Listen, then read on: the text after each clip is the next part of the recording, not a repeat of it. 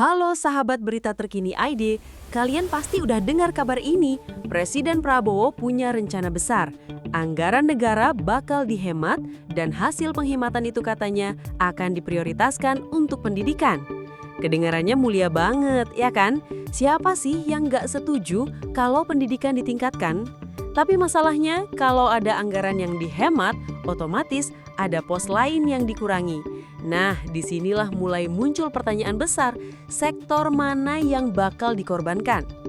Dalam beberapa kesempatan, Prabowo menegaskan bahwa masa depan Indonesia hanya bisa diselamatkan dengan membangun sumber daya manusia yang kuat. Katanya, kalau anak-anak bangsa tidak disiapkan dengan pendidikan yang berkualitas, kita akan terus ketinggalan dari negara lain. Dan benar, pendidikan memang kunci. Kita semua tahu, banyak sekolah di daerah terpencil masih kekurangan fasilitas. Masih banyak guru honorer yang gajinya kecil, dan kualitas pendidikan seringkali sangat berbeda antara kota besar dan pelosok desa. Jadi, kalau dana benar-benar dialihkan ke sana, tentu akan ada dampak positif yang besar. Tapi, jangan lupa, pendidikan bukan satu-satunya sektor penting. Negara ini masih punya masalah besar di bidang kesehatan, infrastruktur, hingga subsidi untuk masyarakat kecil. Coba bayangin, kalau anggaran kesehatan ikut dipotong. Kita tahu, fasilitas rumah sakit masih sering terbatas, harga obat mahal, dan tenaga medis sering mengeluh kekurangan dukungan. Atau, bayangkan kalau pembangunan infrastruktur dikurangi. Jalan di desa-desa bisa makin lama tersambung, proyek transportasi publik bisa tertunda, bahkan listrik dan internet di pelosok bisa makin sulit masuk.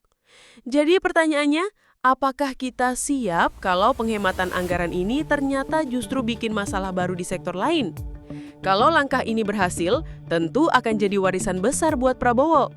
Bayangkan, generasi muda Indonesia dapat akses pendidikan yang lebih layak, sekolah gratis dengan fasilitas lengkap, guru yang lebih sejahtera, dan kualitas pendidikan yang bisa bersaing dengan luar negeri. Tapi sebaliknya, kalau penghematan ini salah arah, rakyat bisa jadi korban. Kita bisa menghadapi situasi di mana pendidikan meningkat, tapi kesehatan dan infrastruktur menurun drastis. Dan ini jelas berbahaya, karena pembangunan negara tidak bisa hanya bertumpu pada satu sektor saja. Jadi menurut kalian gimana? Apakah langkah ini benar-benar sebuah terobosan berani atau justru sebuah politik yang resikonya besar? Apakah Prabowo memang serius ingin memajukan pendidikan atau ini hanya janji manis yang sering kita dengar setiap pergantian presiden? Tulis pendapat kalian di kolom komentar ya, karena suara kalian penting untuk jadi bagian dari diskusi ini.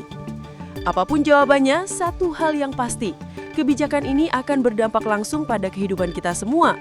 Kita tunggu saja bagaimana realisasinya.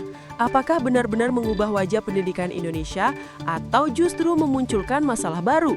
Jangan lupa dukung channel Berita Terkini ID dengan like dan subscribe supaya kita bisa terus bahas isu-isu penting dengan cara yang lebih terbuka dan kritis.